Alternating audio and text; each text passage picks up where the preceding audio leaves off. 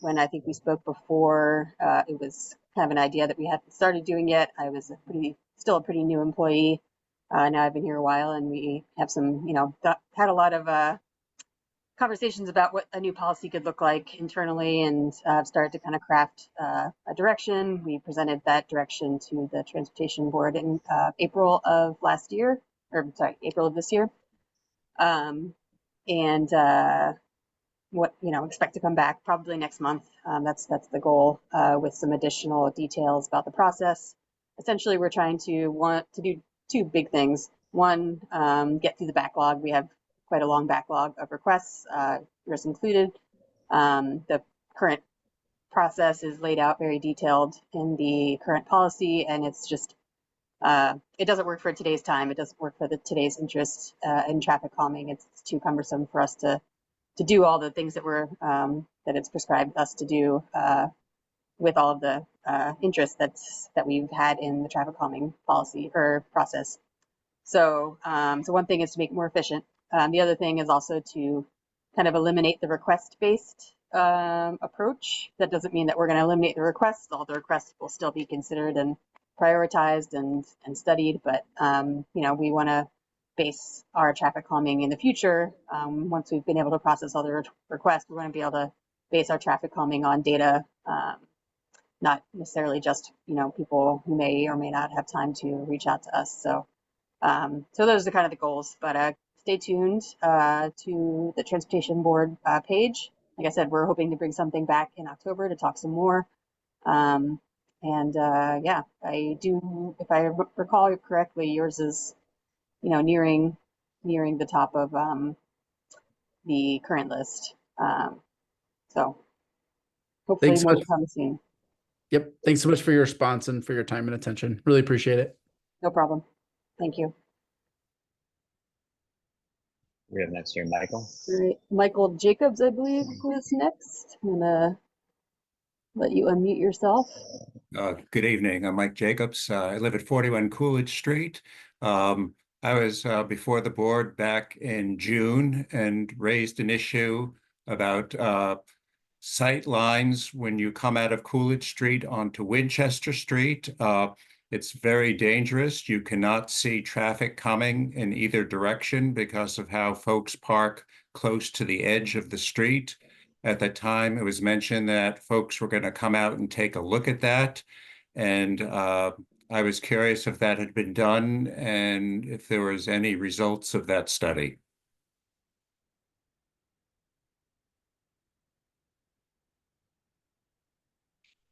Dan, Amy, do you have anything on that?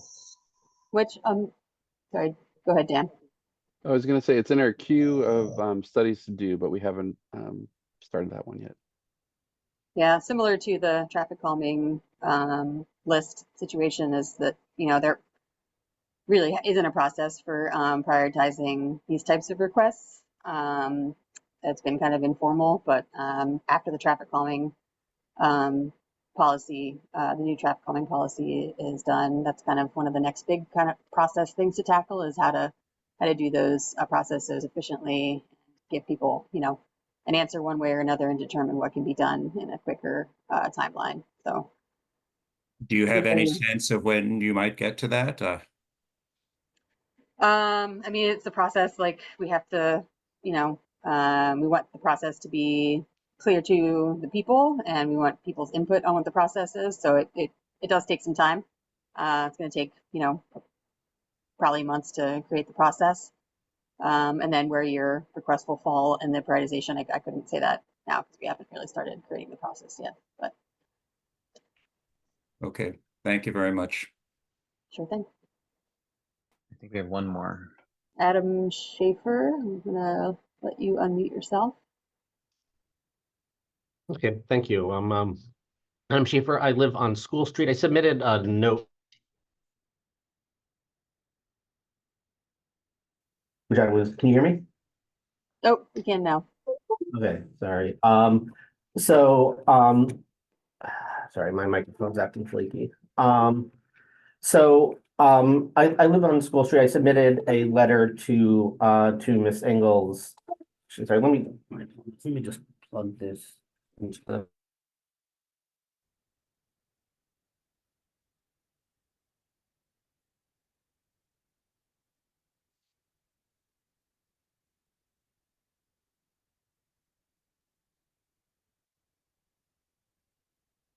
and other people here? You still with us, Adam? Sorry, can you hear me? Yes. Now we can. We didn't hear anything you said, though.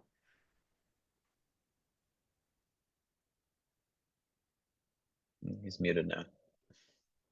Oh, you have to unmute yourself again, Adam. Somehow it went back to mute.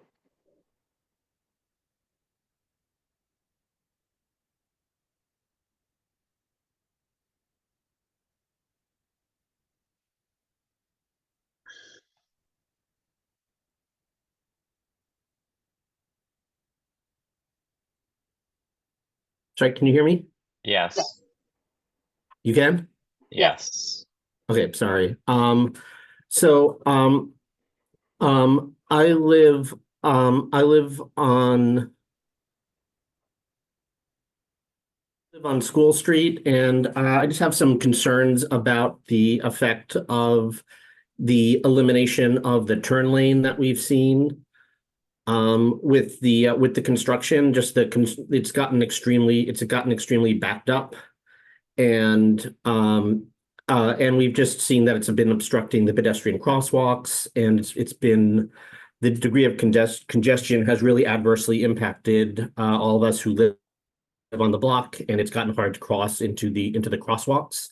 And I know if with the proposed addition or the planned addition of the bike lanes, the elimination of the turn lanes on either end of School Street would be made permanent. And I guess I'd actually like to ask that be reconsidered, because even with the elimination of the one turn lane, the blocks become a little bit of a disaster, and making that permanent, I'm just really concerned about what it's going to do about pedestrian safety and the quality of life of those who live on School Street. Thanks for your comment. Amy, is there any others? I believe that's it, right? That looks like it. Yep. I'm sorry, my audio was acting flaky. So I also wanted to, if I could, just specifically bring up the issue of how it's going to work with left turns from School Street onto Washington. Because currently it's prohibited from 4 to 6 p.m. even with the left turn lane. And with the elimination of the left turn lane, I would like to ask that left turns from school onto Washington be prohibited altogether. Because if we're prohibiting it during a busy time with a turn lane, it's not, I just don't know how it's going to work if you eliminate the turn lane. Dan Martin, did you want to respond to that? Yeah, I think it's something we're aware of, and the plan right now is if we are observing congestion because of left turns blocking it, we could add that sign, but we'd rather do it once the lane's removed. And that's something staff could do soon, and then just go to the board for permission. So we could do it ourselves as a trial. And is there any mechanism to ask for the board to reconsider the permanent elimination of the turn lanes? Because there's just been a lot of concern on the block, including I spoke to Hank, the crossing guard, who's been concerned about the student safety. And I think if we look at the various interested parties involved, I understand there's bicyclists, there's pedestrians, and then there are those who live on the block. And for the pedestrians and those who live on the block, we're going to be much worse off.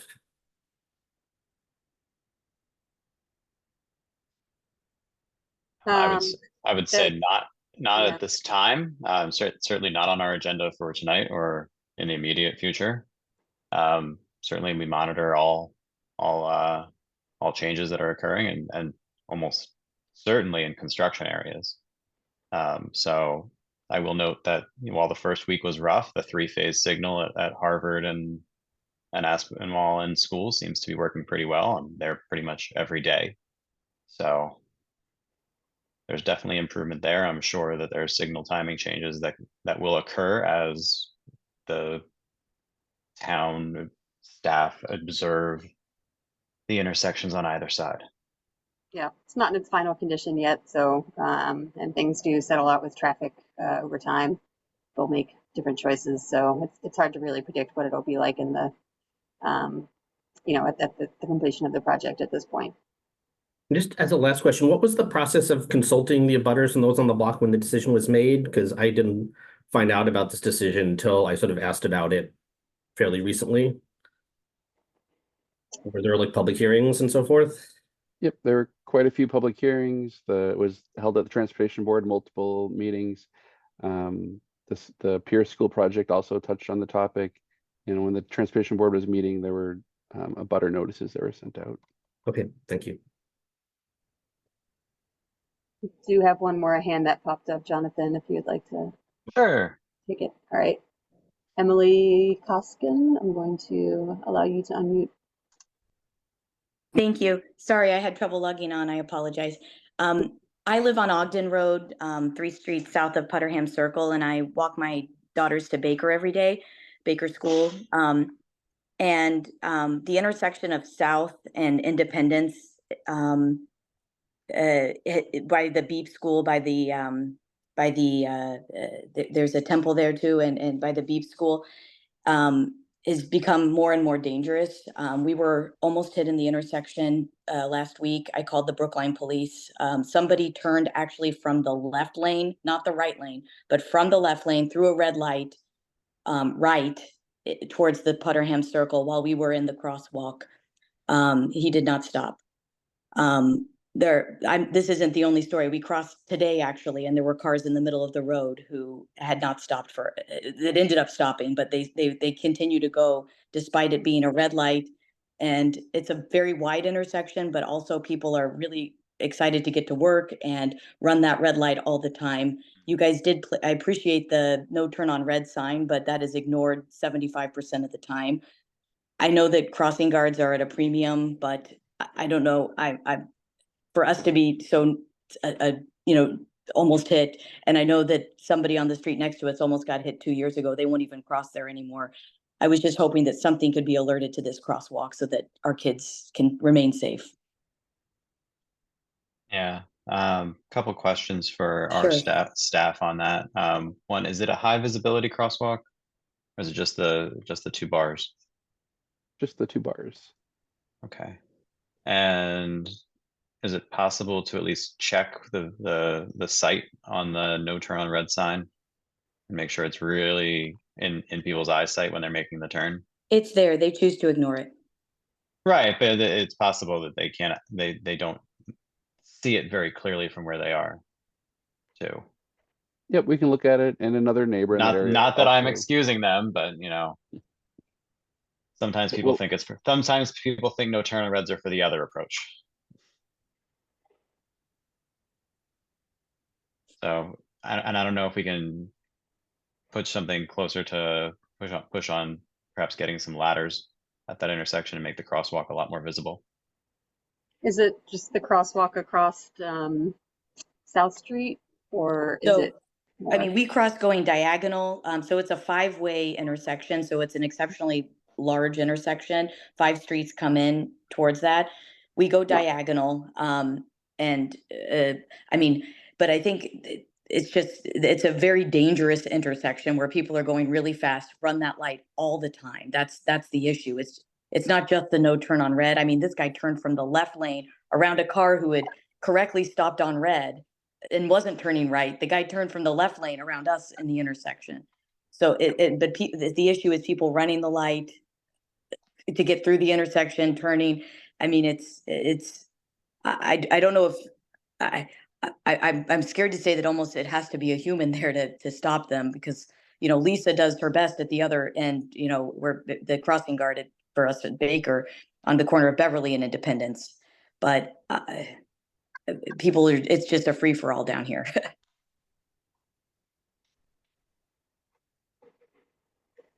We can take a look and see if there's something we can do in the shorter term. Thank you Great, so thank much. Thank you. Okay, is that it for public comment? Yep, that looks like it's it. All right.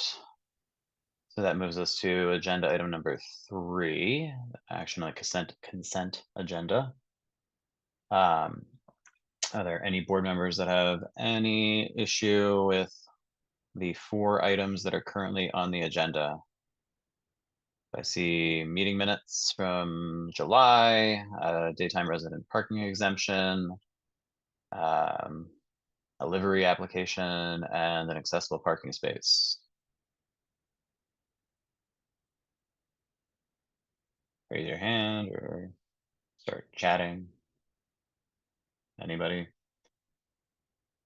Okay. Then I will seek a motion to approve all the items on the consent agenda. Oh, Nancy, Yeah, so move. Second.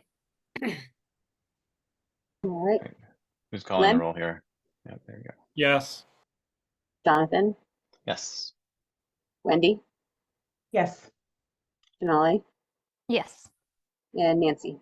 Yes. Great. That is 5-0. Great. Updates, member update. Does anyone have an update to bring to us tonight? Nancy? Yeah, just from the Disability Commission. We had a presentation from the MBTA with respect to the ADA compliant, all of the improvements that they're making primarily along the sea line. We had that presentation ourselves, and they wanted me to convey to the Transportation Board their concern to make sure that because so many parking spaces are being removed, they want to make sure that that doesn't mean that there's going to be any reduction in the number of accessible spaces. I think that's something that we addressed when we met with the MBTA, but they just wanted to stress that given, that it's unclear whether how the legal minimums apply when you take away parking spaces. But I know Select Person Van Scoyoc was there, and he was clear, or maybe it was not him, maybe it was what's his name? Somebody else.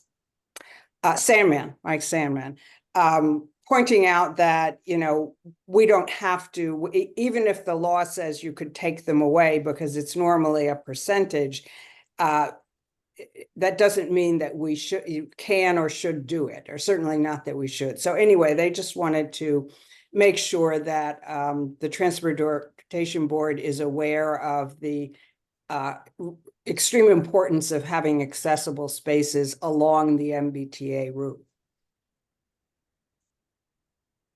Great. Yeah, I'm pretty sure we did discuss accessible spaces with them before. I recall them saying there wasn't going to be any accessible spaces taken, but point taken on the reduction overall and how that might affect the amount of future accessible spaces or required accessible spaces as well. We'll bring that up to them the next time they join us. I have Wendy, yeah. Yeah.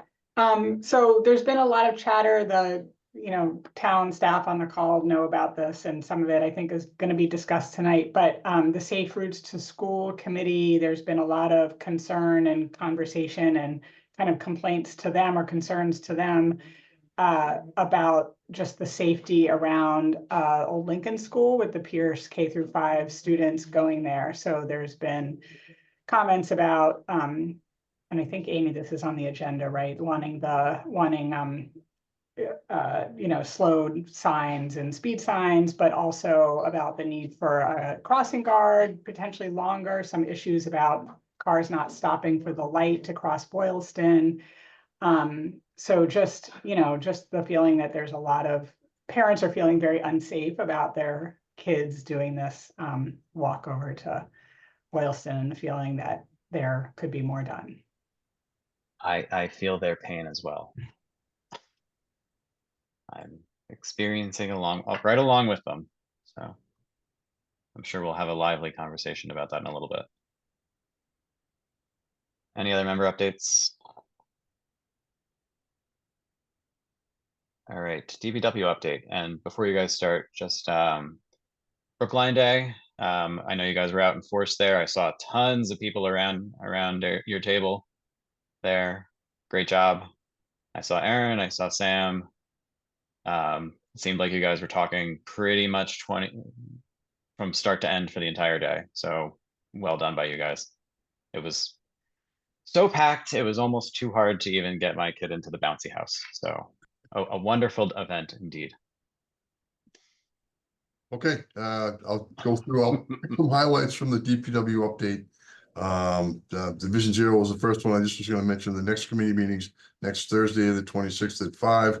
And again, the table work was great. Huge amount of interest, so it's great. Roads projects, we got one roads project wrapping up. It's the Kenwood, Russell, Walnut Street, Chestnut Street, and Short Street, almost done. They're finishing up sidewalk on Walnut, and then all those roads will be paved later this month. So that's good. We've got a design package going out to bid for a number of other streets, Heath South, Arlington, and Tully. That's getting prepared for bid package, and then we've got another one coming soon. The other thing I'll mention is that Beacon Street paving for the section, I guess, west of Washington. That's scheduled for the 25th, next Wednesday. So that'll be a couple days, and then we'll get the paint down, and that'll be complete for this year. Washington Street design update. I know we've got the DRC next week on Wednesday. We're all working with the consultant, obviously continuing to work through design. We had a lively open house meeting on the 8th of August, and we're looking forward to moving forward on that, and looking forward to next week's meeting. Let's see, I won't hit all these. Lee and Clyde, I guess the transit signal priority implementation project on Washington Street. The trial started in August, but the signs have arrived, and they will be going up this weekend and maybe into a little bit into next week. But that's happening, and town staff are putting up the signs. Let's see. One other thing, Hammond Street, we've just got word Newton's doing their section of Hammond Street, and the contractor would like to do the upper piece. It's a small piece above Route 9. So we're looking to get that work scheduled. Looks like we'll get that piece done this year. And I guess that's it. Well, the Davis footbridge, the only other thing I'll mention on that is there was a Mass DOT scoping meeting in the end of August 20th.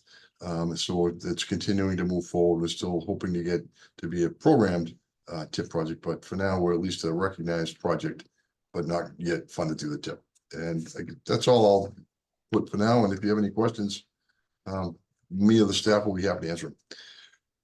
Thank you. Anyone have any questions for Dan? All right, I have a couple. Len's got Oh, his hand Len up. has Oh. his hand up. Len, sorry.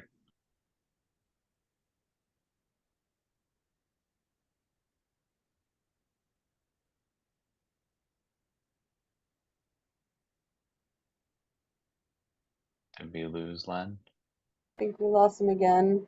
Oh, there he is. I was gonna go let him on mute, and then he moved. Go ahead, Len. Sorry, I just rose my hand because I had to reboot Zoom and now I can't share my video. I didn't have an actual question. Okay. All Welcome right, back. I have a couple things. One, I've been getting a lot of questions from people about the quality of the riding surface on Washington Street. I'm sure you guys have as well. Yeah. Do we know when the utility company is going to come back and clean that up? Yeah, I this is settling. I'd like to let it settle for some period. And I don't know I guess we'll have a meeting next week to kind of nail that down, but it's getting, usually you like to go in 90 days. So that puts us kind of into almost past the paving deadline. So Yeah. I know that's tough. We'll talk about it next week, see if we can do it a little earlier, and I'll have an update to give. But usually you want to get it all to settle. Maybe we can talk about doing a portion of it that's been done, but most of that's pretty recent. So it's they kind of like to do it all at once, but there's obviously a lot of work, and I totally understand, feel your pain, because those temporary patches are definitely bumpy and Yeah. not great for riding. No, not great for cars and not great for bicyclists either. No. Gateway East, any feedback we've gotten yet on it?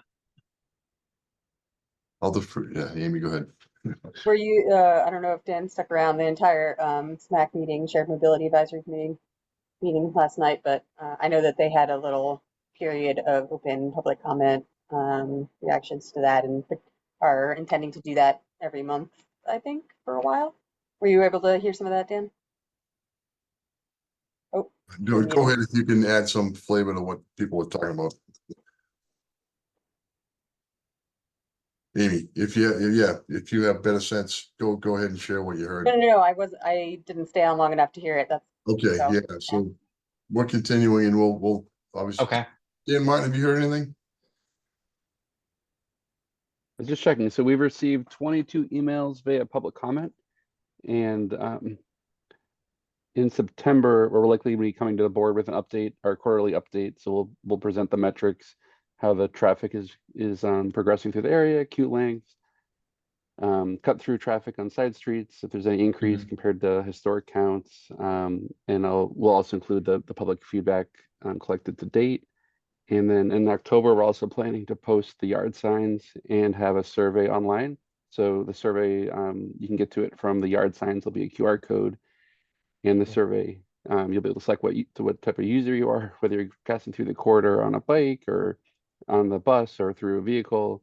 And then there'll be a set of questions asking about your commute, how that's changed with the bus pilot. So we're expecting a lot of feedback through that survey as well. Very cool. I'll have to try that when I see them. MBTA give any feedback? Are they getting any improvement or anything?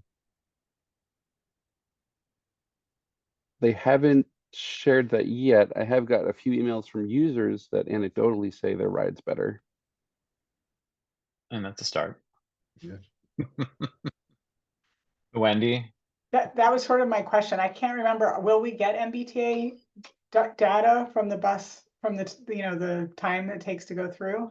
Yep, you're going to get average and 95th percentile travel times for the buses before the pilot and during.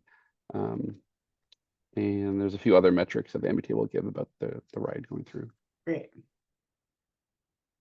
And then my last question is kind of in relation to the sea line accessibility, but it's more, have we been coordinating the bridle path with the sea line accessibility? well, the bridle path has been kind of in a holding pattern, just working with the feds to get everything squared away so we can finalize a contract with our selected consultant. So, yeah, no design movement has happened yet. Yeah, it's so I think the contractual stuff's done. It's now going through MassDOT will administer it. So they're going through their process. So it's one step closer, but still going a little slow, but we'll get there. But the MBTA they have the plans to date, the concept plans and everything, right? They do, and they show it on their the progress prints they've sent us. Okay, great. That was my last question. Thank you very much, Dan. Okay, thanks. Okay, so that brings us to agenda item number 5. Oh, this is organized differently. I didn't even notice that before. Apparently we go 5A, B, C, D now. Very fun. Agenda item 5A. Discussion and neighborhood update on the Carlton Street and Colchester Street Safety and Access Improvement Plan. And who is doing this one here? And just because there's no action on this one, correct? No action, just an update. And I just we're still getting used to the new setup here without the webinars. Len says he would like to be promoted as co-host, and I don't think I can do that myself. Oh, he must have came back on again. I'll do it again. Yeah. Sorry about that, Lynn. And then Carlton Colchester. So just to give you a brief history on the project, during the planning phases of the Carlton Street footbridge, it was identified that we need better improvements for access to the bridge from users of Carlton Colchester Street, pedestrians and bikes trying to cross the street. The town made a commitment to MassDOT that it would construct safety improvements, mainly a crosswalk at this area. Right now, there's temporary signs in place that are directing pedestrians not to cross without the crosswalk into use. The crosswalks are approximately 400 feet away, either to the south or north. And now back in the 2021 Walk Boston, now called Walk Mass, had done evaluation of the intersection, and town staff drafted a concept that had elements of the Walk Mass report, and also feedback we received from the Bicycle Advisory Committee, the PED Advisory Committee, and the neighborhoods. And I'll just share the original concept with you now.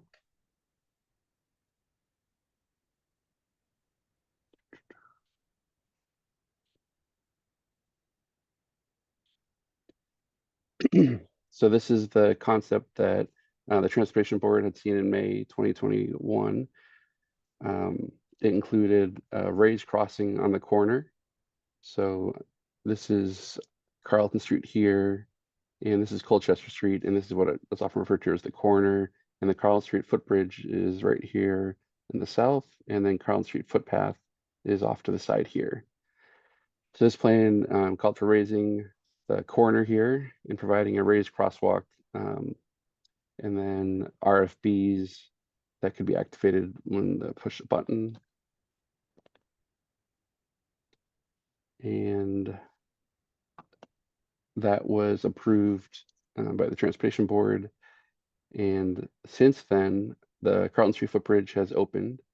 The town's conducted some counts of the bridge activity, and during the peak hours, there's over 100 pedestrians and bikes using the bridge. The town has hired environmental partners to advance the concept, and reviewing the public comment we received at previous meetings and comments from other town departments, they've revised the drawing, and I'm going to share that revised drawing with you now.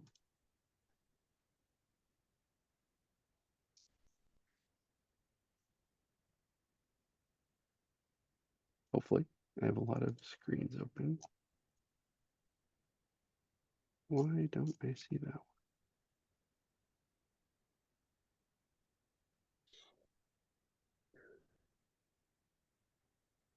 Great. Can you guys see the new concept now? Now we Okay, can, great. yes.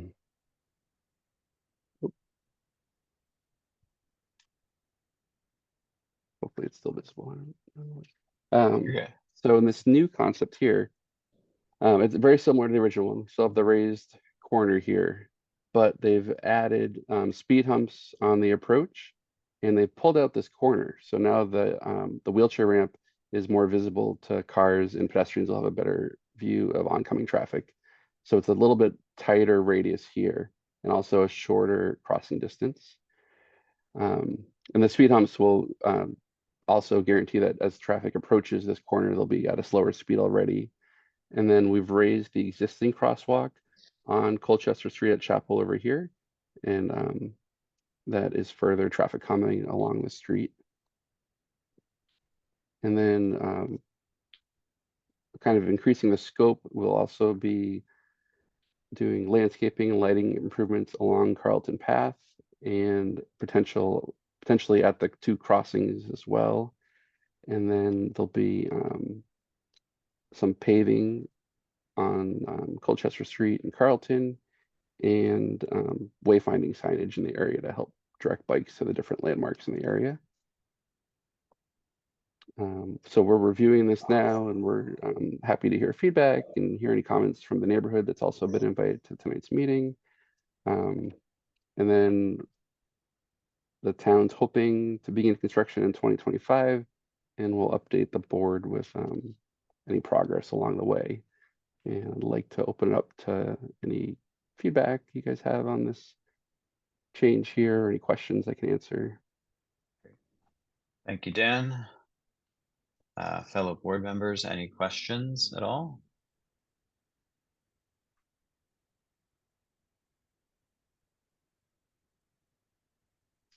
All right. Seeing none. I have to kind of scroll across to get make sure there aren't any hands up there. We can go to the public. Amy, are there any hands up? We got one from Anthony Rains.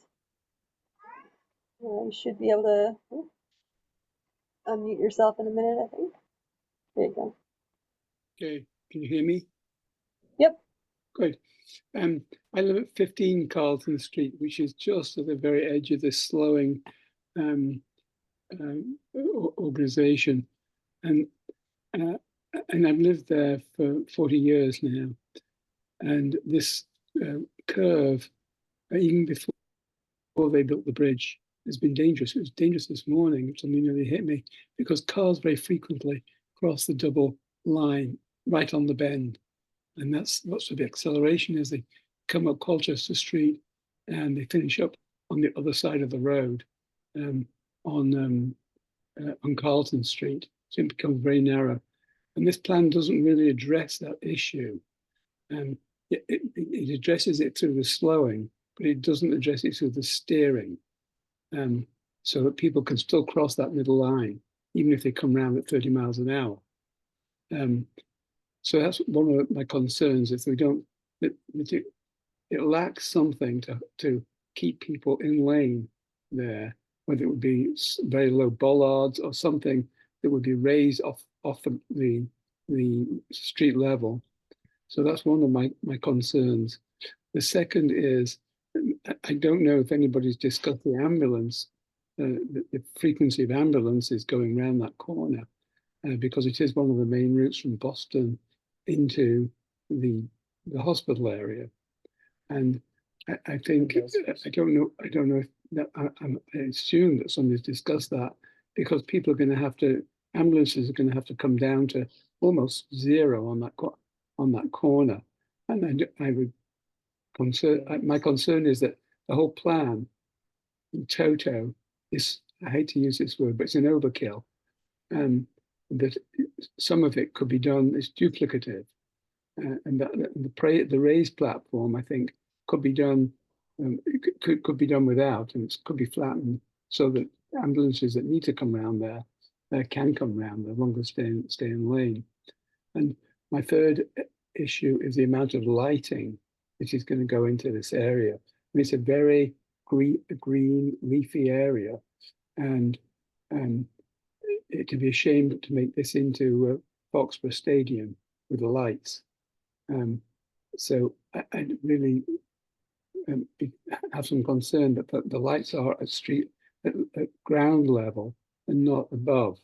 So if there's anything that's going to go on with lighting is actually on the ground, not on poles that are going to get into really be an eyesore to the aesthetics of that street. So those are my three main areas of concern.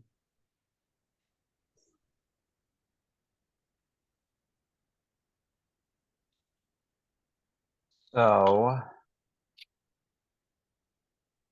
I guess my question off of that, first, thank you for your comment. Did we talk to fire and EMS on the speed humps? We did send it out to public safety.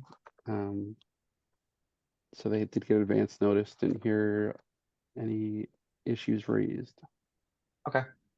And the speed humps are designed for 15 miles per hour. You could probably do 25. They're the same ones we have in town. They're 12 feet wide.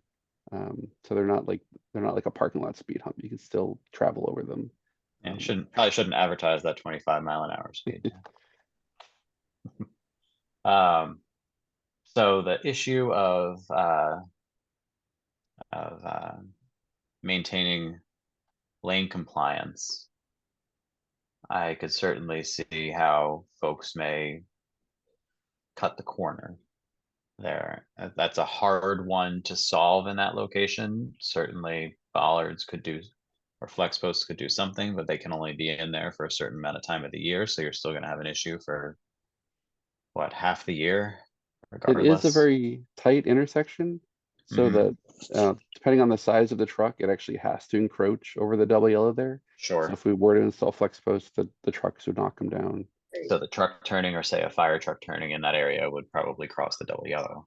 Yep, it does in this design. It does in the existing layout as well. Understood.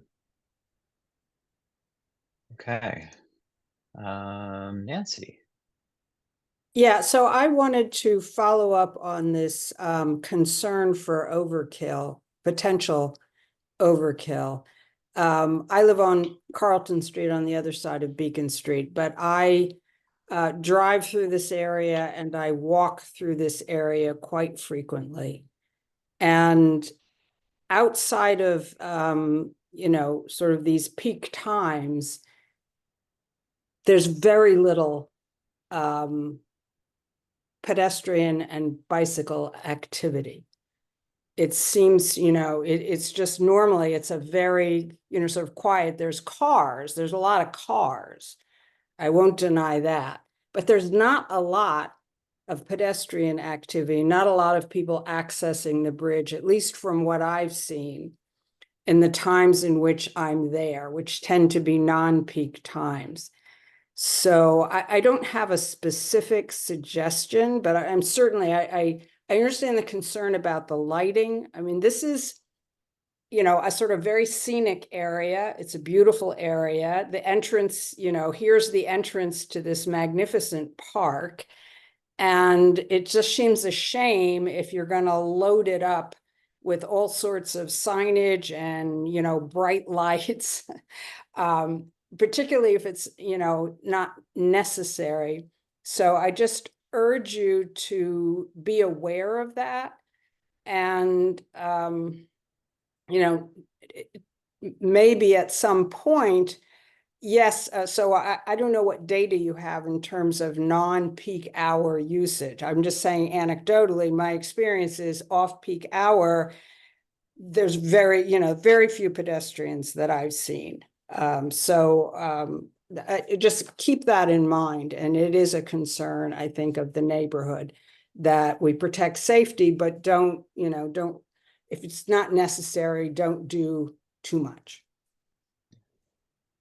Wendy, hold on one sec. Dan Martin, I just want clarification here.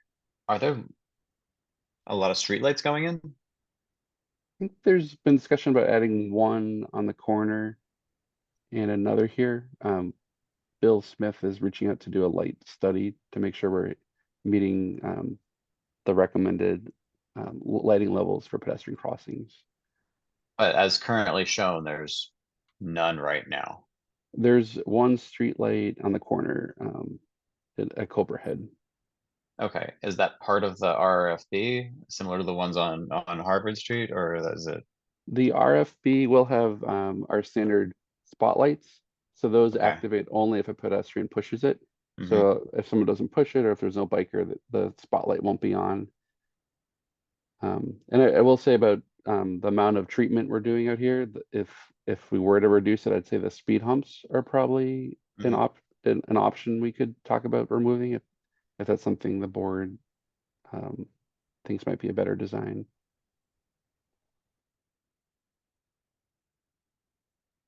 Wendy? Yeah, I guess I was just curious about the kind of lighting and whether it has to be a traditional, tall, wide-spreading light, or whether it can be a more, light that's very focused on pedestrians just on the path and is more kind of like compliant with, night sky type lighting. Yep, we are looking at pedestrian scale lighting, so the smaller size you see, and it would I forget the term, but it's black. It doesn't there's no uplight into the sky. It's focused on the roadway. Okay, so Len and then David will jump back to you unless Nancy has something else she wants to add on lighting after hearing everyone else talk about lighting. I just wanted to add in terms of the pedestrians that a lot of pedestrians enter at the Longwood station, not through the, rather than having to, sort of walk over the bridge.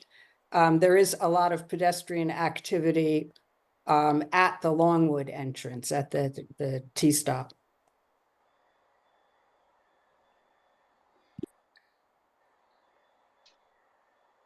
Len? So even with all these changes, I think that crosswalk on the corner is still a tricky one. So I think if we want cars going slowly through here, there really aren't many other options other than adding the speed humps. So I like the way the design is presented as is.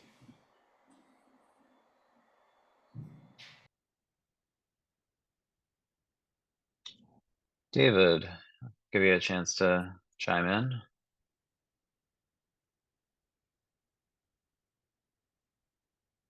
Oh,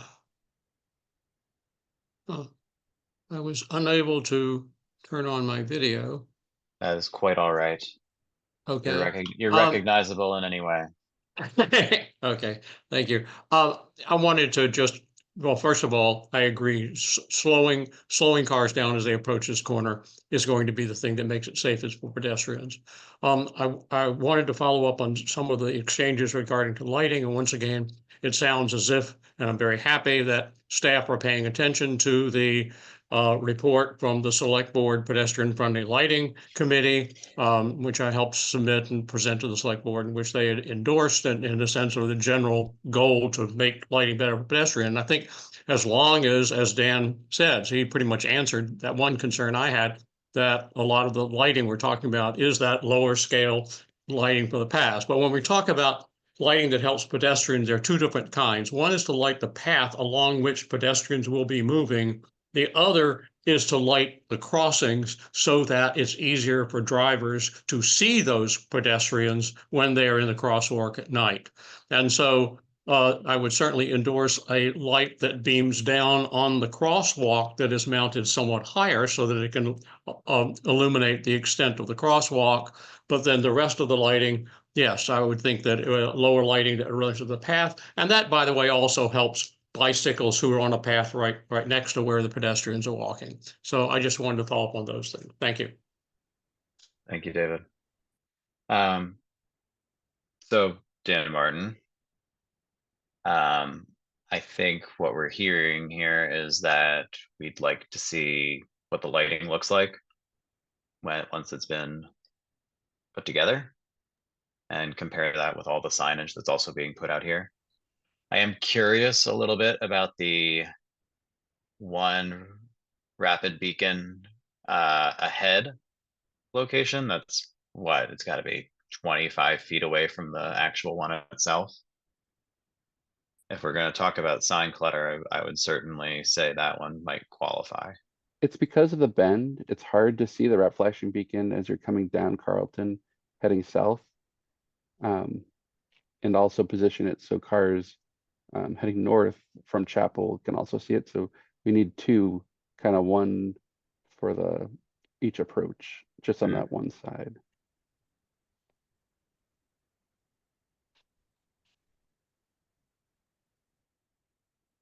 Okay. But we can return to the board as we refine the drawing, and we'll come back with the lighting and some of the wayfinding signage proposals. Nancy, is that good for you? Yes, that's fine. Okay. So there is no action on this item. We move forward as soon as I find my agenda. All right, this is agenda item 5B.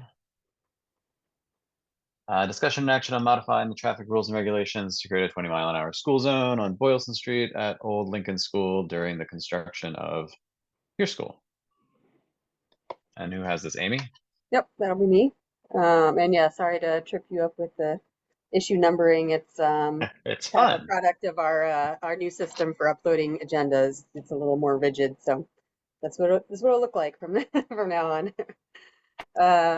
Yes, so we are working to expedite the creation of a school zone on Boylston Street in front of the old Lincoln School, while the students from Pierce School, some of them are relocated there. It's the Boylston Street or Route 9 is a state-owned facility there, so as it is in most of it. So we do need to get permission from them before we can do that. But kind of the process is to create, a plan, decide what we want to do, bring it to the transportation board, and have that approved so that we can bring it to MassDOT and get the permit and permission to do that. So this is the first step. It's a pretty simple design. It pretty much just has the school zone signs at the edge of the property line, more or less, coming in either direction. And it says 20 miles per hour. It says school zone. I believe that is the extent of those changes. And that's just, right in line with the state standards for school zones. Okay. Thank you.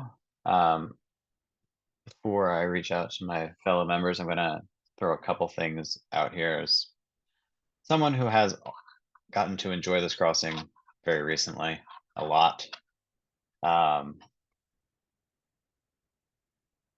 Along with the other crossings to the west on Boylston Street, and I am not saying by any stretch that MassDOT is ignoring them. However, they do seem a little bit unmarked and undermarked for crosswalks. So the 3 crosswalks that are between or just to the east of Hammond Street appear to be completely unmarked at this point. There's been some recent repaving. Some of that paving was done, what, 7-8 months ago now, and they are still unmarked, and we're into another school year. I know kids do cross there, and this crosswalk itself, a school zone is a great start. A ladder crossing would be even better. Flex posts would be even better in the shoulder. Whatever that can be done for that crossing at across Boylston Street for the old Lincoln School, when you have kindergarteners and first graders and users who are willing to stand on the curb edge and jump up and down, anything to make it more visible to the drivers is better. So with that, I will open it up to the other board members if they have any comments. Wendy.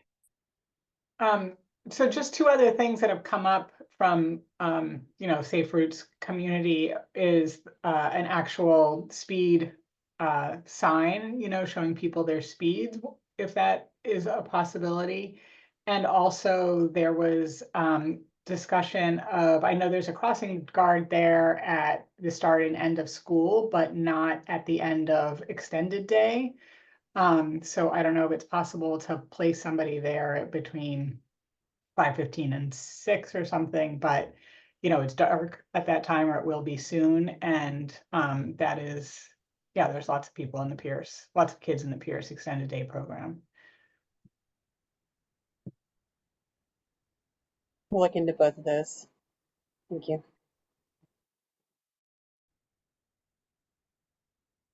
Any other board members?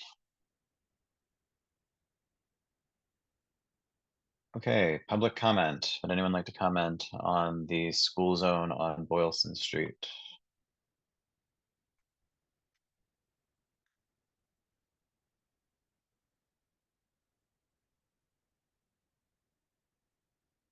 I'm not seeing anyone.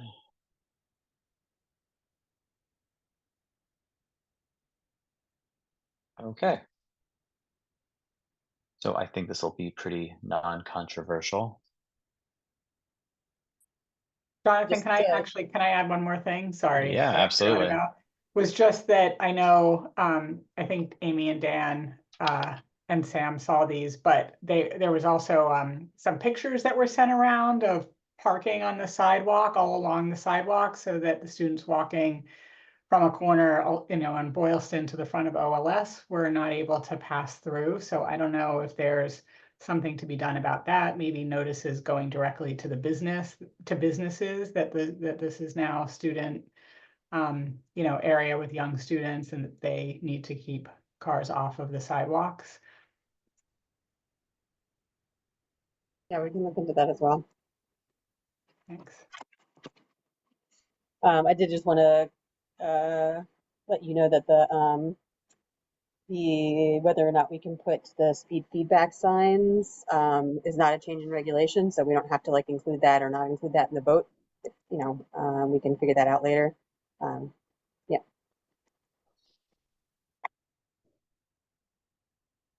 And Amy, in regards to the signing itself and any enhanced striping or anything like that, is that in our purview to implement that, or do we have to request all of those things from the state to do on their road? Yeah, I mean, we'll have to finalize exactly what the plans look like to ask the state, but Okay, some of those things like the speed feedback signs are not a change in regulation, so don't require a vote by the transportation board. We can just settle those details after we get the vote. That's fine. okay. Appreciate it. I see All the right. clerk doesn't stand up. Oh, oh, yeah, I see the hand now. Kind of blends into the background there, Len. Do any of those speed signs record the data on how fast the cars are going? And I think it would be useful to see just how bad it actually is. Dan, correct me if I'm wrong, but ours don't. But the police officers, theirs do. Is that right? I don't, we could put our own traffic counters out. I think that'd give more reliable data than what the feedback signs could give. So that's something we could do if the board wants to see. Yeah, I would be interested in knowing how fast cars are going there.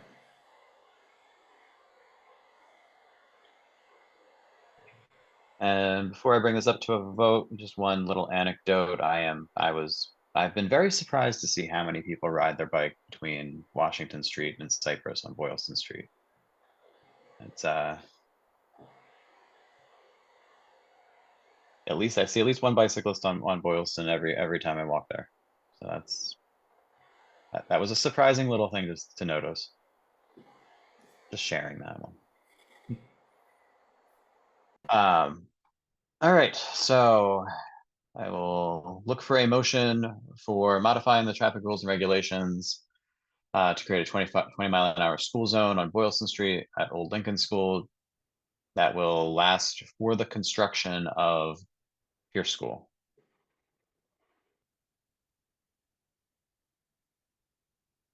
So moved. Second. All right. Dan or Uh, Amy? Sure. Yeah. Shonali, Yes. Wendy, Yes. Nancy, Yes. Len, Yes. and Jonathan. Yes. So we're all in agreement on that. And just to be clear again, that has to go to MassDOT next. Then That's they right. will consider it and hopefully agree. And then we will look at a plan of enhancement after that. Is that how it's going to work? I think we'll try to, create the plan with all the things that we talked about, with, the speed feedback signs and all the things we want, and, see if they deny any of it. But hopefully they Okay. won't, but, and we'll just get as much of it as we can. And out of curiosity, what's a timeline like that for that? I'm not really quite sure, but Yeah. we will, make sure that it happens as quickly as they can make it happen. Yeah, We're behind on this. we need a permit, but I'm hoping they could speed it along since it's a critical location. And currently we don't have any spare feedback signs or school zone flashers, but we might ask the Pierce team if they could buy the ones they're going to be using on School Street sooner to put those out on Boylston. It's a great idea. And then if you guys would be so kind to inquire about those other crosswalks on Boylston Street and their restriping. I will send another email. We've been talking to the district, and then Highway has been talking to their counterpart in their highway department, but we haven't had success yet. Perhaps next time I have a meeting with the project engineer at D6, I'll mention something.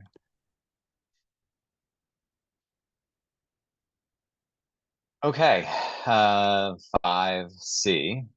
Discussion and action on making the Kennard Road one way with the Country Road bike lane pilot permanent. So I'm gonna guess Amy, am I right? That one's me. No, it's Dan. All right. It's more fun if I Um, play that one. In 2022, Brookline was awarded a Safe Routes Infrastructure Grant. That grant was going to be used for the Chestnut Street cycle track, the two-way bike lane that was approved from Walnut Street to Franklin Street, and then a raised intersection at the Lincoln School driveway on Kennard Road, and sidewalk improvements around the school area. The estimated grant to do that work is going to be $820,000. Because of the Safe Routes to School grant timeline, they move quite slowly. It's a couple of years from when you get the grant till there's actually money for construction. The town had moved ahead with the Chestnut Street two-way bike lane and to tie that into our transportation mobility work that was already planned for Chestnut Street. So the town is almost completed with that project. So the grant shifted a little bit, and during the site walk with MassDOT and the Safe Routes to School staff members, also DPW, school staff and parents were there. It was identified that Kennard Road was fairly narrow and it was really chaotic during pickup and drop off with two-way traffic. It's 26 feet wide, so when you have a parked car, cars trying to pass each other and kids walking around, just really narrow. And MassDOT had asked us if we would pursue a one-way trial to see if that was something that could be implemented in the final design for the Safe Routes to School concept for the proposal. So the one-way trial, we went to various boards and Safe Routes School Committee and ultimately the Transportation Board at September 2023. And you guys granted us permission to do one-way trial on Kennard Road. So that is starting from Walnut Street and going to Boylston Street. And then in that trial for one-way for vehicle traffic, we also installed a contraflow bike lane. So anyone biking to the school would safely be able to bike back to Walnut Street and also access the two-way cycle track that we were building on the other side of Chestnut Street. And I will share the concept of what that looks like.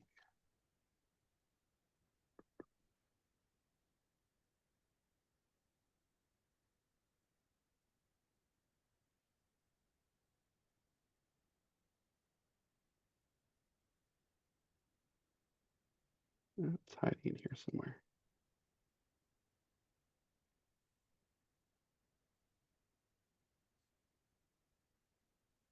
It doesn't like this today.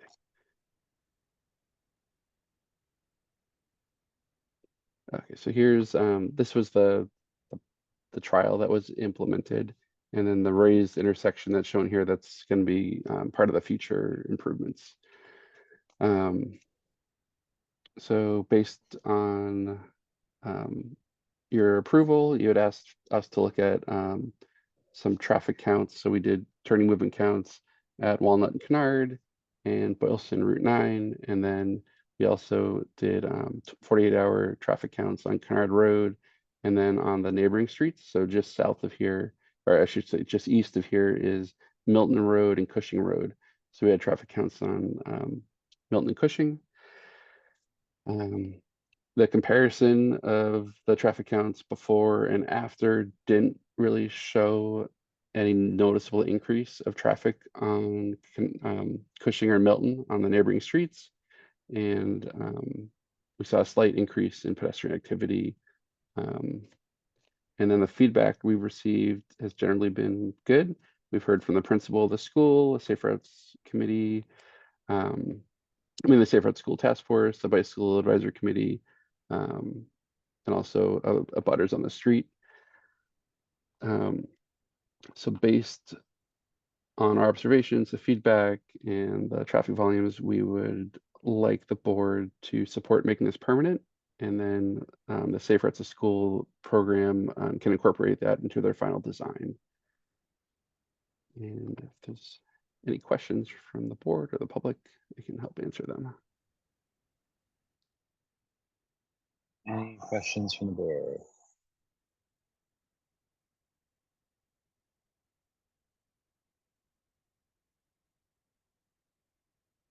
I am carefully scrolling through all the happy faces and nope, there's one. Wendy.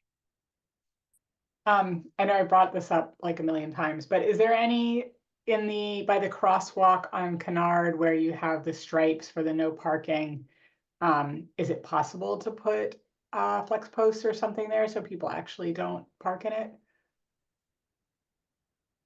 Yep, we can look at adding more flex posts. So in kind of in the hatched area before and after.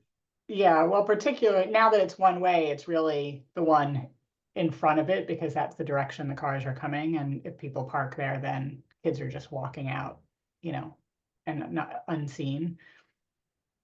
We can't leave them up during the winter, but we could see about adding them, or if not this Or season. maybe there's something early else, next. but it's just, it's just very frequently parked in during, when people are dropping off by car. Yep, I'll definitely look at the flex posts. They just might have Okay. to come out in the winter. That's only the bad part. Okay, thanks.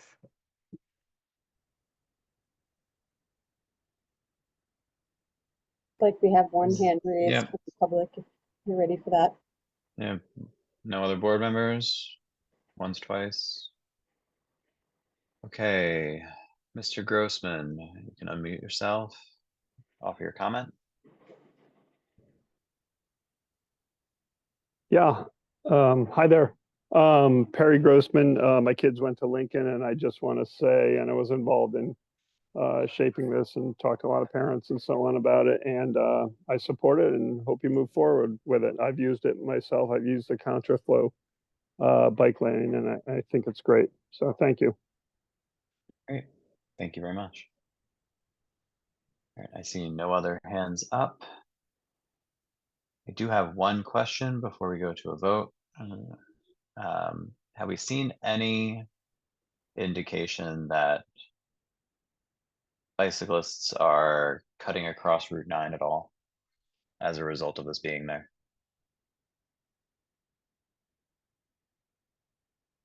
I have not heard that. I think that was one of my curiosities when we first implemented this trial, if that would promote people crossing there. But that's It's very good. hard because of the raised median there. Mm-hmm. You can't just ride across. You have to like stop and get over the bump and everything.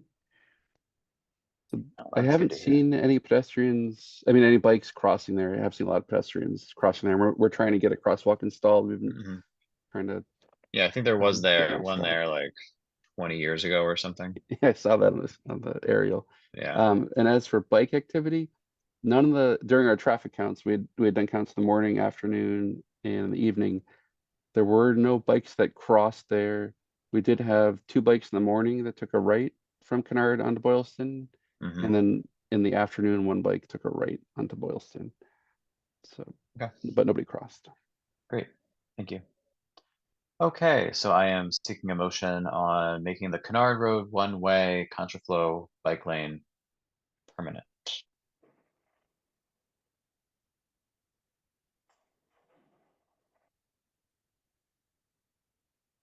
So moved.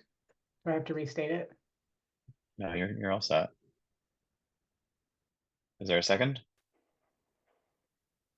Second. All right. Wendy? Yes. Shonali? Yes. Nancy? Yes. Len? Yes. And Jonathan? Yes. Great. Thank you.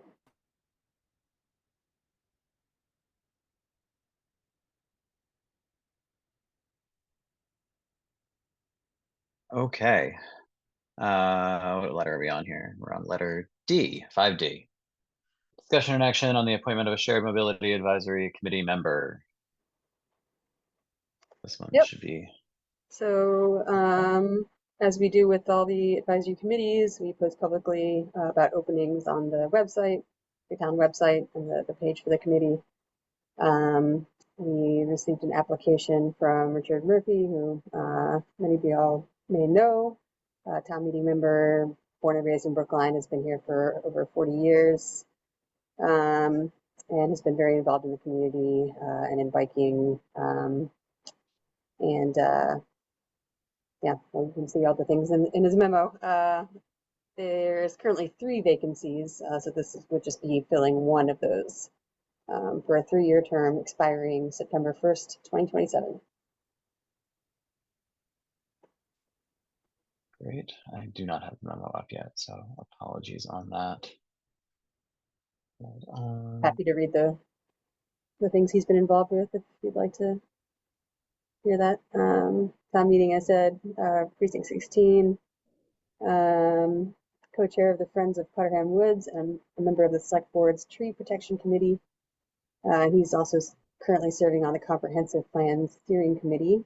there it is. And yeah, I should definitely mention that he was the main advocate, or is the main advocate, pushing for a South Brookline to North Brookline study for a bikeway, bike connection. Great. Thank you.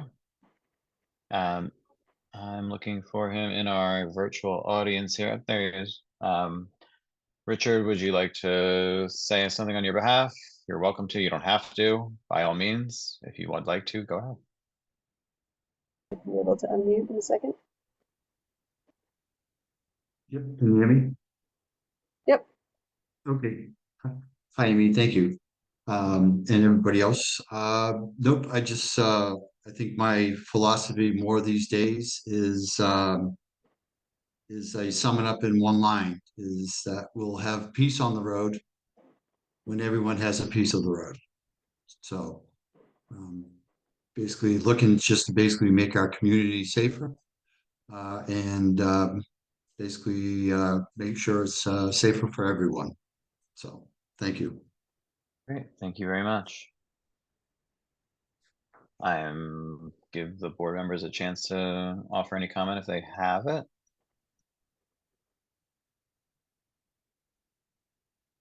And any public comment? All right, seeing none.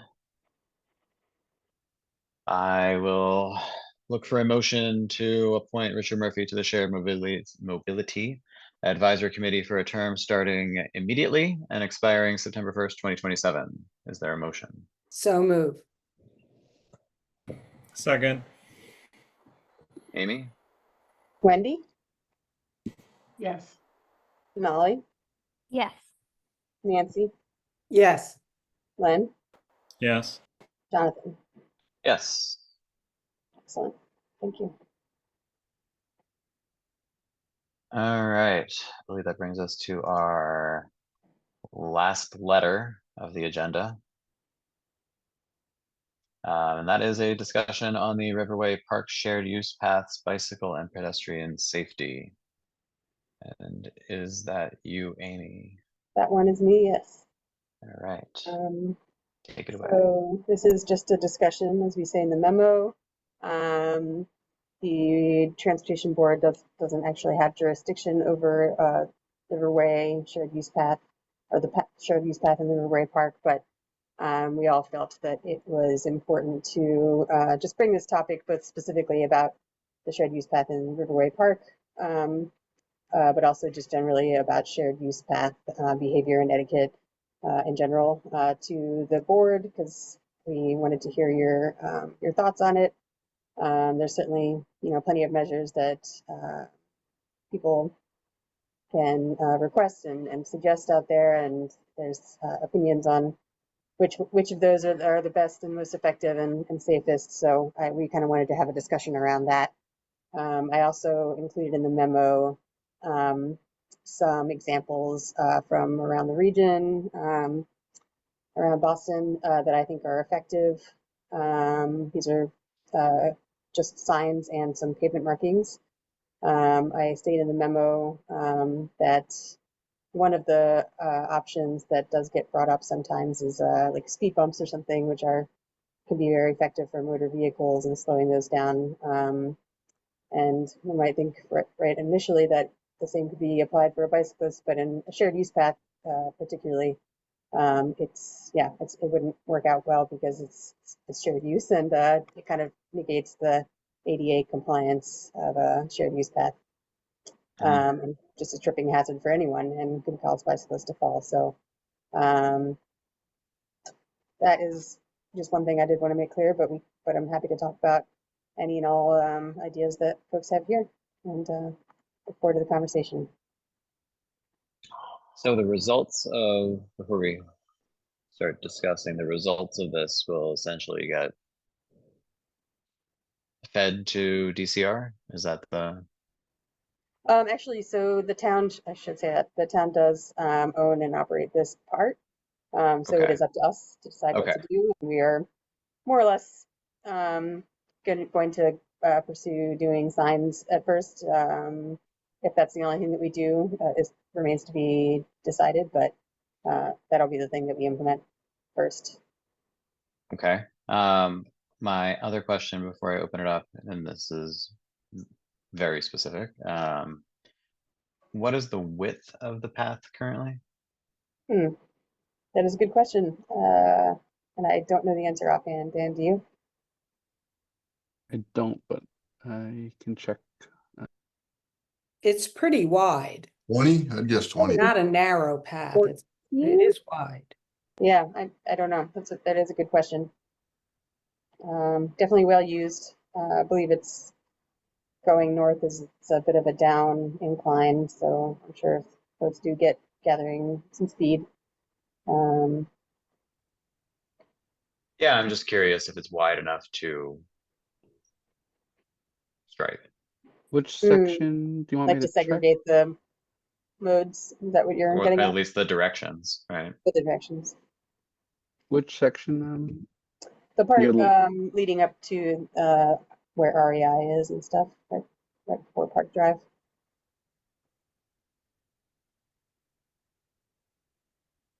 So right near like the Carlton Street footbridge area? Yeah. On the aerial, it looks to be about 11.5 feet. Oh. So that's what about the size of like, say, like the Minuteman bike path? No. I think Minuteman's a little. Is it wider than that? I thought Minuteman? it was a little narrower. I don't recall, but that's pretty standard. Yeah. 11, 12 is pretty common. But it's the whole way from where you can get on, wherever you can get on, like off of Brookline Avenue, all the way up to Fenway, right? The extent of what the town owns or something I'd have to look at. But I know specifically the comment and the concern that was raised is with the approach to the Park Drive area. Yeah, it looks consistently about 12. Yeah, so I mean, myself, I'd be curious to see what a 14-foot wide path might do for people. You know, that provides enough space for someone to move over to the side and two bicycles to go opposite of each other, all within one cross section of a shared use path. 12 is pretty standard, but I would imagine the volume on here is, especially during the morning and afternoon, is very high. And people are probably going, well, very reasonably fast. I will say one thing I forgot to mention is that there is one sign that we were able to kind of find of the nature that we're kind of talking about, which is more or less just reminding bicyclists that it's a shared use path and to keep their speeds down. But it's very small and it's kind of tucked away behind a fence and some bushes and not very visible or even has a stamp on it. Yeah. So, but that is the type of signage I think we would be putting in the near term, something. Yeah. Kind of letting folks know that keep your speeds down. Yeah, I'd be curious, but similar to say like a road safety audit, if there were some long-term and short-term and intermediate term solutions that could be developed that could be implemented over time rather than just do signs and that's it.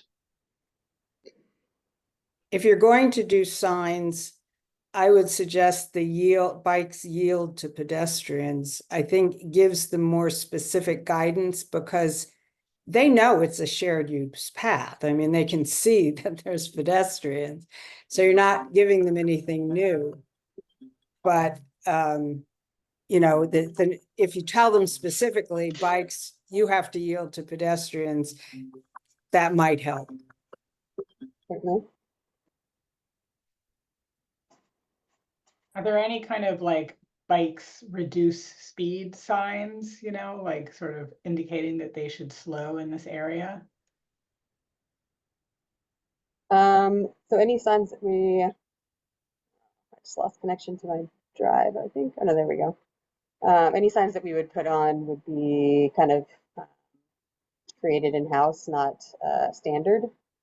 There's not a lot of great standard signage of this type, but I have seen some around that are fairly succinct. You know, there's the yield to peds, and then there's some. Ooh, sorry, my cats are being crazy. Uh, there's some signs that indicate it's a shared use path and have like a little stencil of a, you know, human walking and a human biking, those types of things.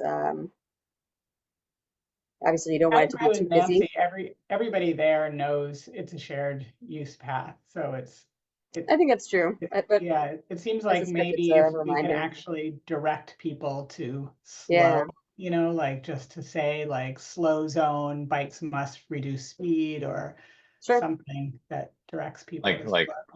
like slow to pass or something. Mm-hmm. Yeah. There's some that can verge on getting too busy, but there's some that I've seen that have, you know, it could be a series of signs, but that'll say like, you know, announce yourself passing on the left, or, you know, stay to the right, those types of things.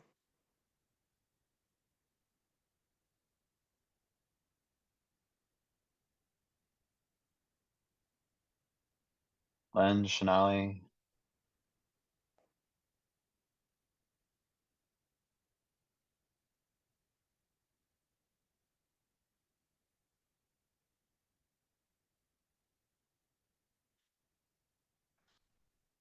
Any other comment? I'll open it up, I guess, then to public and Dave Trevette. Should be able to unmute in a minute, David.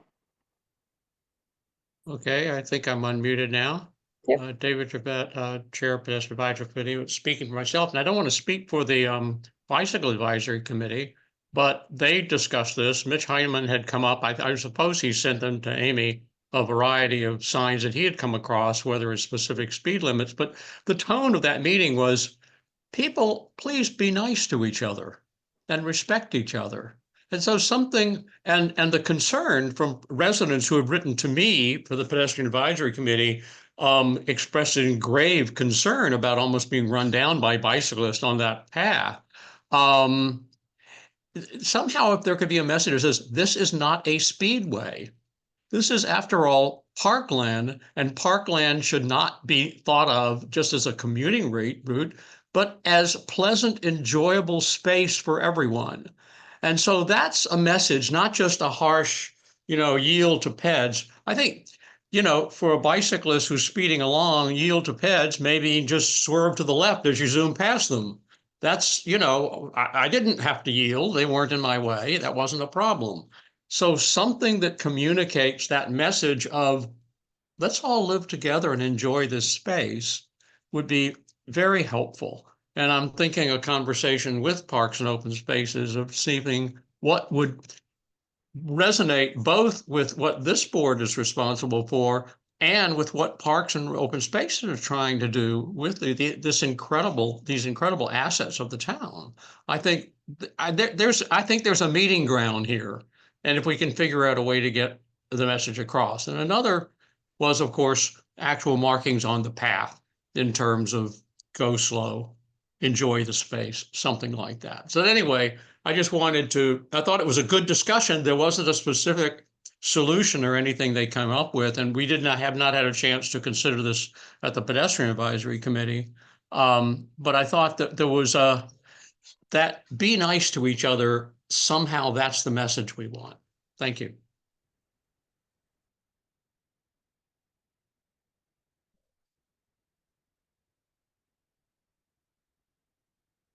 Any other public comment?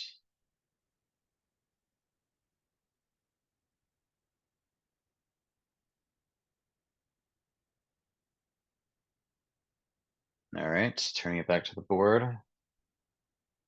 Any other discussion items here? We can look at the signs from the memo, perhaps. I can pull those up if you'd like.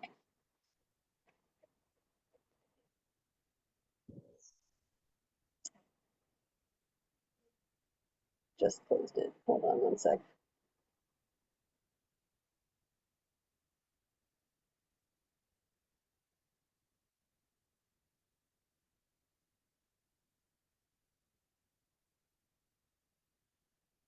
A momentary loss of connectivity, but I think I'm back in on the drive here. Just a minute.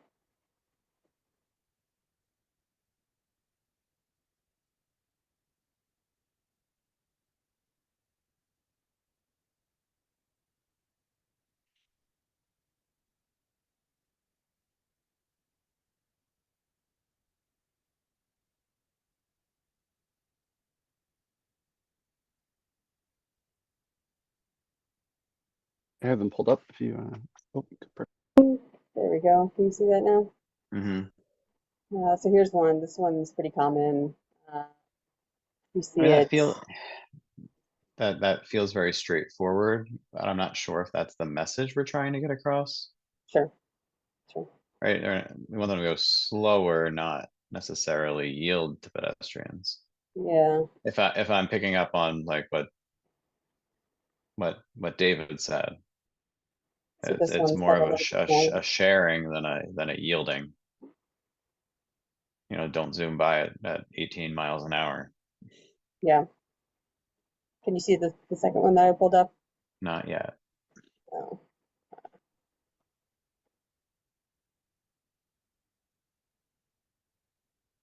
Shared the wrong thing. Sorry.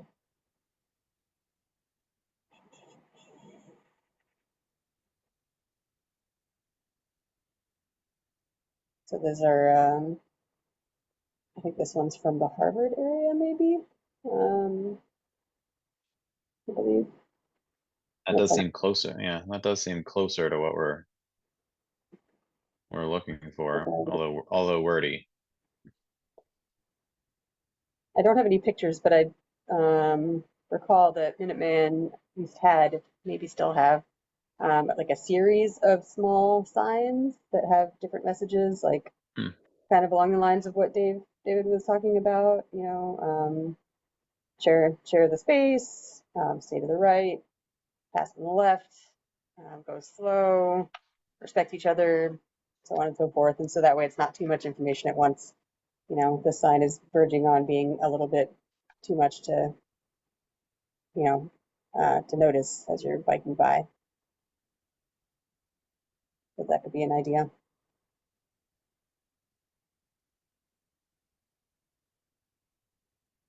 There are definitely some paths that do pavement markings, whether it's a, you know, one side of it is for bikes and the other side is for pedestrians, which I think is a little clunky. It just doesn't leave a lot of space for bikes to pass each other. But like the sign shown here, everyone stay to the right. If it's a stay to the right and pass on the left kind of thing for everyone, that seems to, I think, work out a little better. I mean, that's also easier for people who are who typically find the right side anyway. Yeah. Right. I think it's Providence that does a kind of interesting walk to the left, bike to the right thing. I've heard it works well. I don't have any personal experience with that or know any data, but I've never seen that. I'll have to look it up. It's kind of like a roadway, right? Like you walk against traffic, so. Yeah. I think doing some kind of pavement markings would be useful, even if it's like shared. I mean, bikers aren't looking up at signs, they're looking down and straight ahead. So agreed. I think if you're gonna get something in their point of view, it's gonna be on the ground probably. The only downside of that, Wendy, is it needs to be refreshed every once in a while, or it's just a short-term thing.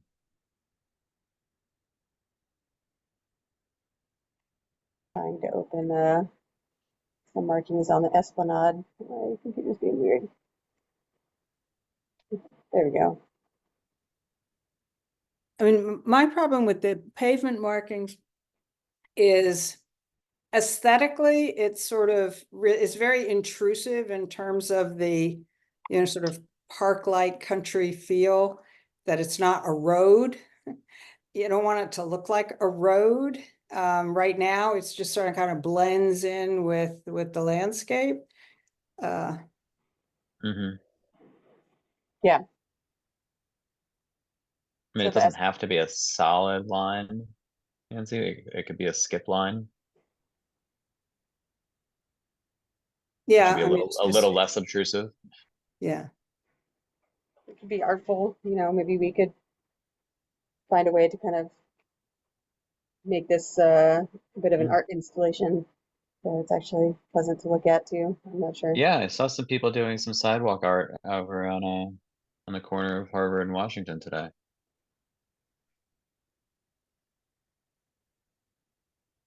Whether or not that was sanctioned by you guys, I don't know, but they were doing sidewalk art. I appreciate the art that's in the park. They do have art, you know, sculpture installations in the park, not on the road. I would not want to see sidewalk art, chalking or anything like that. And I'm think sure, but I'm sure bicyclists would tell you that that can get slick too.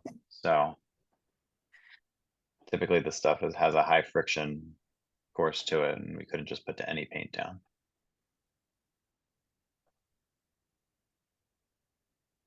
I do think that these markings here that are on the Esplanade are effective. You can see like the kind of horizontal line kind of, you know, suggesting that you should be slowing down. There's some yield markings, some conflict markings, which don't really apply to what we're talking about here, but kind of just let people know, even if they don't know exactly what's happening, let people know that something is happening to kind of call their attention to it, you know, time of their days. Yeah, the horizontal bars do seem to be effective. Since it's just a single stretch of path, I don't know how valuable the green would be. Yeah. I think it would be very intrusive. I mean, it would really have a, you know, sort of, you know, to the extent that I don't know how effective it would be, and it would be aesthetically very intrusive. I mean, it really changes the look of the park. I mean, I don't want my attention being drawn to the roadway. You want to be looking at the water, the trees, not, you know, like in your face striping.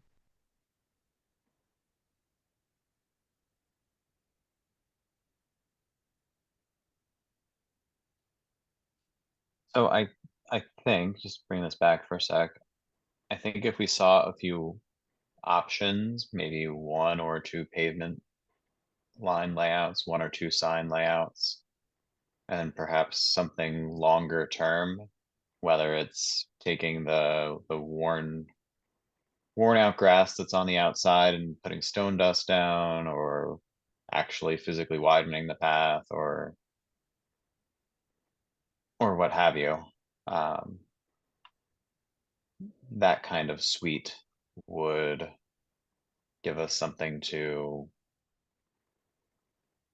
choose from, and that would be a good compromise alternative. Yeah, I will say that the commissioner wants this to happen pretty quickly, wants something to happen pretty quickly. I think, like, you know, like we said before, we can do some short term and some long term solutions. I think we would want to get up some signs saying, you know, probably bikes yield to peds, bikes go slow, something along those lines in the short term, and then we can kind of reassess and see what else we might want to do. I think we've generally said that it should be short and sweet and not too wordy, and should focus more on sharing than trying to place a restriction on one versus the other. Sure. If we're focusing on signs. Yeah. And we are. I think you've heard both sides on pavement markings here. whether it's people look down when they're riding their bikes, people who are walking don't want to see pavement markings. We are It's working kind with of parks and open spaces yeah. to make sure that we're not doing anything too intrusive or that they would Yeah. object to. So they're part of the conversation.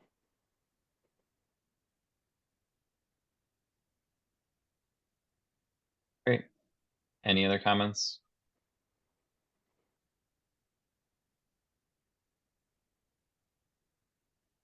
Okay, I am curious to see what you come up with, so feel free to share.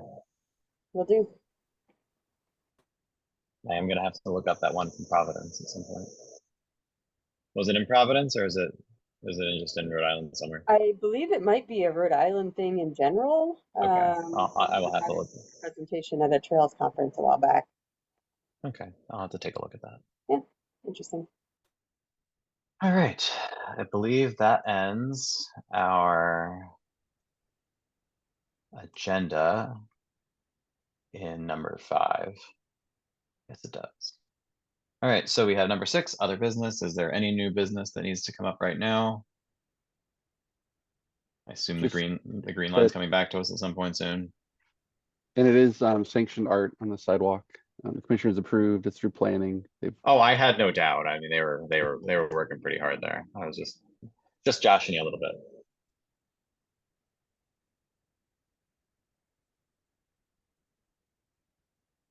We have a hand raised in the public. If you would like to take that. Sure, we're not in public comment anymore, but we can take the comment. We got a little time. Sure. Eric Stone, please unmute yourself and you can make your comment. We'll unmute in a second. Okay, thanks for humoring me. I tuned in just at the end of public comment, and if there's time to address it, I was curious if there's an update on the updates to the town traffic calming policy that we saw, I believe, in early spring. Apologies if you already covered that. And feel free to brush me off and I can email afterwards. Quick version is more to see in October is what we're planning to come back and talk.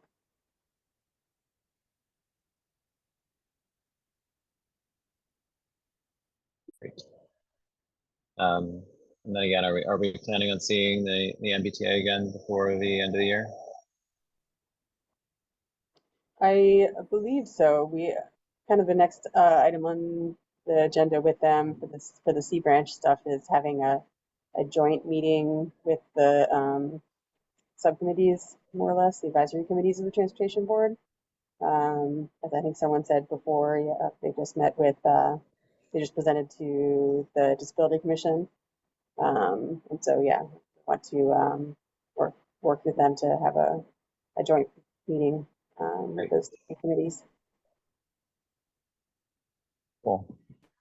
I will say their accessibility upgrades for the bus stops on Brookline Ave look great. Although the bus stop signs are sitting on the ground as of 2 days ago. We will look into that. Any other new business? Dan Murphy, were you saying something at one point there before that guy raised his hand? No? Okay. All right, so that's it for the agenda. Do I have a motion to adjourn? So move. Without objection, we are adjourned. Have a great night, everyone. Thank you very much. Good night. Thanks.